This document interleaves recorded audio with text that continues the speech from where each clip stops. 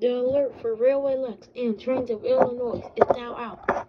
If you see these people, please contact the emergency alert system so that we can catch them.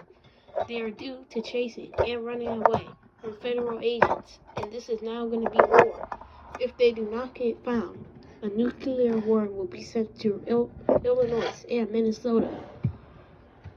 Everyone has at least 5 minutes to seek shelter before sirens go off in the states of Michigan, Ohio, Minnesota, Illinois, Ohio, Indiana, and Wisconsin. I repeat, seek shelter immediately.